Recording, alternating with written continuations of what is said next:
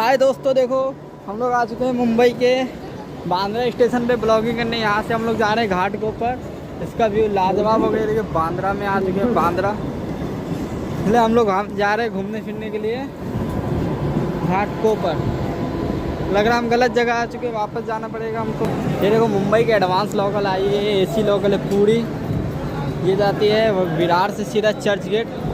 अभी हम चल रहे हैं मुंबई के बांद्रा स्टेशन पे। हमारी ट्रेन आने वाली है थोड़ी देर में, तो हम लोग जाएंगे घाट के ऊपर। चलो दोस्तों मिलते हैं। ये देखिए मुंबई की भीड़ नहीं देखी तो क्या देखिए, क्या गैदरिंग है, देख सकते हैं।